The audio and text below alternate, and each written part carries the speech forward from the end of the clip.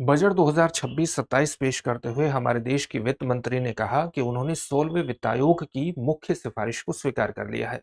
16वें वित्त आयोग की मुख्य सिफारिश क्या है और साथ ही अन्य महत्वपूर्ण सिफारिशें क्या है, इसी संदर्भ में जानना आपके लिए विशेष रूप से महत्वपूर्ण हो जाता है।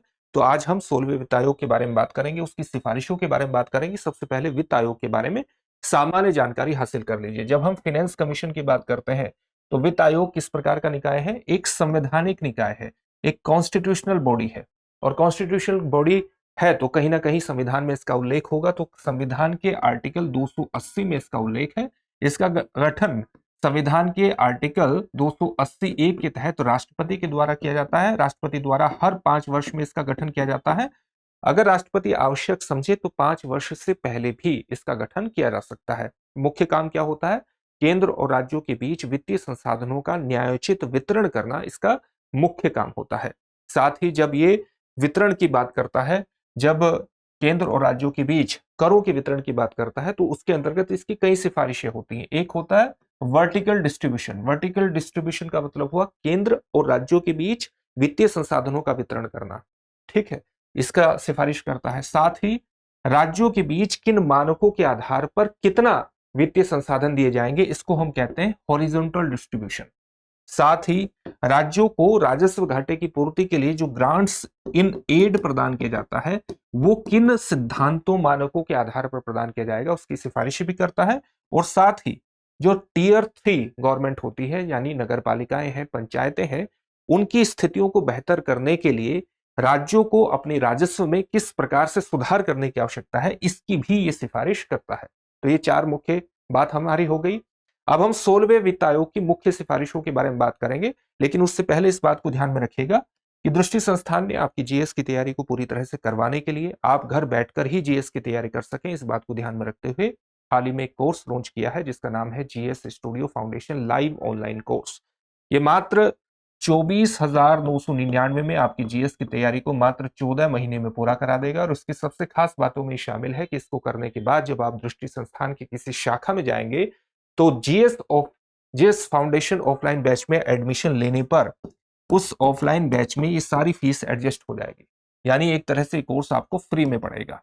इस बात को विशेष तौर से ध्यान में रखिएगा कि ये बैच आपको हिंदी, इंग्लिश और इंग्लिश तीनों में ही उपलब्ध है। इंग्लिश के बैच में हिंदी और इंग्लिश दोनों में समझाया जाएगा, लेकिन नोट्स उपलब्ध होंगे इंग्लिश में।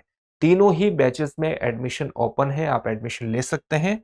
दृष्टि लर्निंग ऐप को डाउनलोड कर लीजिए, वहां से एडमिशन हो जाएगा, या डिस्क्रिप्शन में दिए गए लिंक पर जाकर आप किसी भी बैच में एडमिशन ले सकते हैं। अगर आपको इस फीस में मैक्सिमम डिस्काउंट चाहिए तो आप एडमिशन लेते हुए मनीष कोड का इस्तेमाल करिएगा, आपको यहां पर मैक्सिमम डिस्काउंट मिलेगा और आप इस फीस को ईएमआई पर भी जमा करा सकते हैं। किसी भी प्रकार का अगर डाउट होगा तो 8750187501 पर कॉल कर लीजिएगा।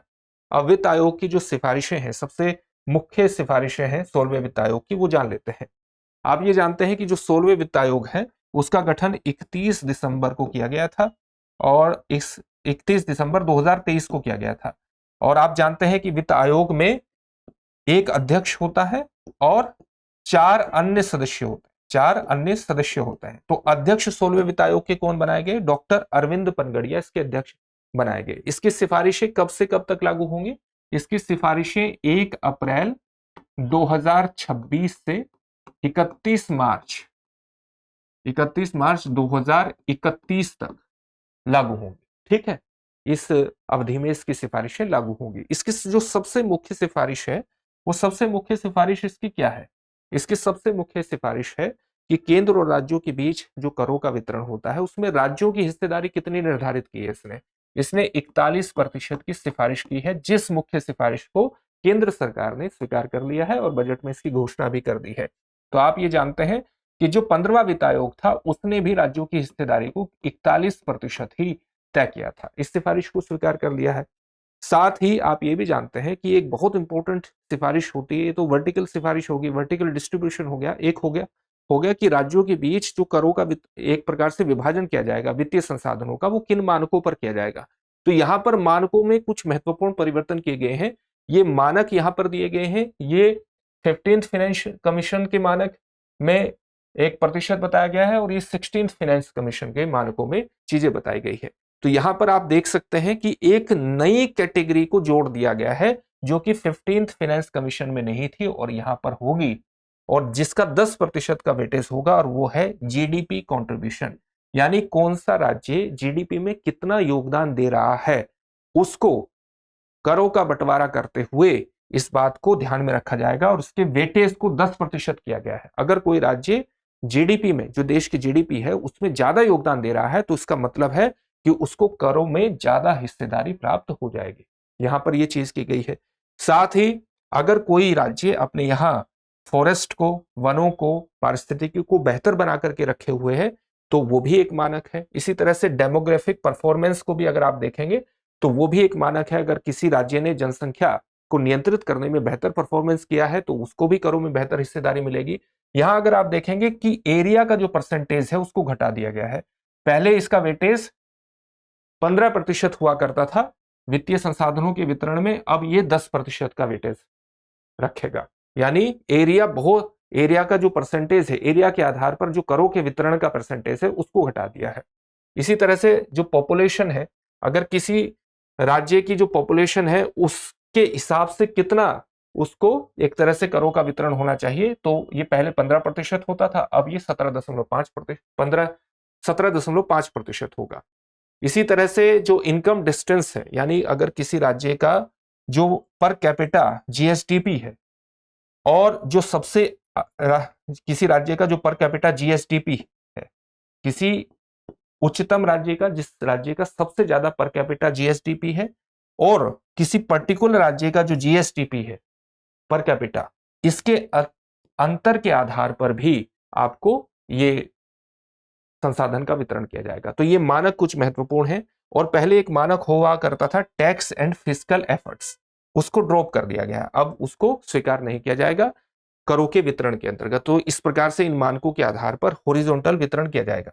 कुछ और महत्वपूर्ण सिफारिशें भी हैं और उन सिफारिशों में राज्यों के लिए कुछ महत्वपूर्ण चीजें कही गई हैं। और एक ये कहा गया है कि राज्यों को जो अपना राजकोषीय घाटा है उसको कहां तक सीमित करना चाहिए, अपने ग्रोस स्टेट डोमेस्टिक प्रोडक्ट के किस प्रतिशत तक सीमित करना है, 3% तक सीमित करना है। साथ ही राज्यों को जो वो सब्सिडी प्रदान करते हैं, जो वो सहायकी प्रदान करते हैं, उसको और ज्यादा रैशनलाइजेशन, उसको और ज्यादा युक्तिकरण करने की आवश्यकता है।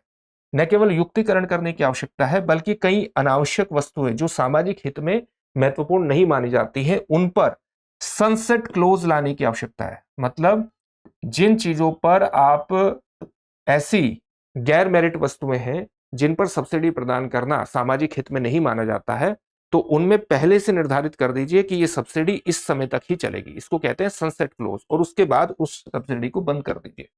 ये भी बात कही गई है। साथ ही राज्यों से कहा गया है कि अपनी जो ऑफ बजट उधारी है उसको बंद करिए। इसका मतलब क्या हो, ऑफ बजट उधारी को, इस उधारी को राज्य जो है वो अपने बजट में शामिल नहीं करते हैं, बल्कि वो क्या करते हैं, किसी सरकारी एजेंसी को या किसी पब्लिक सेक्टर यूनिट को ये कहते हैं कि आप उधार लीजिए, और उस उधार पर गारंटी दे देते हैं। टेक्निकल मानकों पर ये उधार वस्तुतः पीएसयू का है, सरकारी एजेंसी का है, लेकिन दबाव राज्य सरकार पर पड़ता है। तो सिफारिश की गई है कि ऑफ बजट उधारी को बंद कर दीजिए। ठीक है, एक ये महत्वपूर्ण सिफारिशें हैं। एक और सिफारिश ये है कि जो बिजली वितरण है उसके अंतर्गत निजीकरण करने की आवश्यकता है। बिजली वितरण किसके माध्यम से, डिस्कॉम, जो राज्य की बिजली वितरण कंपनियां हैं जिनको हम डिस्कॉम्स के नाम से जानते हैं, इनमें कहा गया है कि इसका निजीकरण करने की आवश्यकता है। और जो डिस्कॉम के ऊपर एक तरह से कर्ज है, इसको स्पेशल पर्पस व्हीकल के माध्यम से समायोजित करने की आवश्यकता है। एक अलग कैटेगरी बना करके आप वित्तीय जो कर्ज है, इसका जो वित्तीय बोझ है, इसको अलग कर देंगे, तभी यहां पर निजीकरण हो पाएगा, यानी प्राइवेटाइजेशन हो पाएगा इसका। क्योंकि अगर पहले से ही इस पर बहुत कर्ज का बोझ है तो कोई भी कंपनी इसमें निवेश नहीं करेगी। इसलिए स्पेशल पर्पस व्हीकल के माध्यम से इस पे जो कर्ज है उसको अलग करके अलग तरीके से समायोजित करने की आवश्यकता है। तो ये भी एक महत्वपूर्ण सिफारिश है, इस प्रकार से सिफारिश की गई है। साथ ही आपको यह भी जानना चाहिए कि जो राज्यों को वित्तीय प्रवाह होता है वो संविधान के किन अनुच्छेदों के माध्यम से होता है। अगर इसमें कई अनुच्छेद महत्वपूर्ण है, एक अनुच्छेद आर्टिकल इसमें महत्वपूर्ण है 270(1).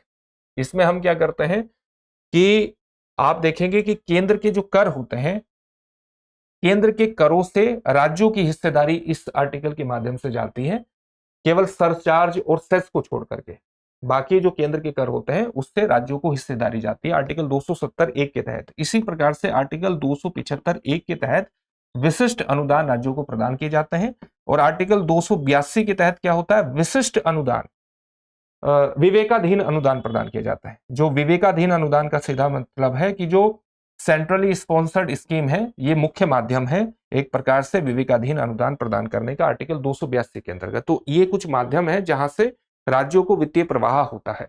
अब इससे जुड़े हुए प्रश्न को भी देख लेते हैं। प्रश्न क्या है, 16वें वित्त आयोग ने राज्यों की कर में कितने प्रतिशत हिस्सेदारी को निर्धारित किया है। आपके सामने ऑप्शन है 40%, 41%, 42% या 45%। इस प्रश्न का उत्तर कमेंट बॉक्स में कमेंट करके जरूर दीजिए। फिर से एक नई सेशन में आपसे मुलाकात होगी। धन्यवाद।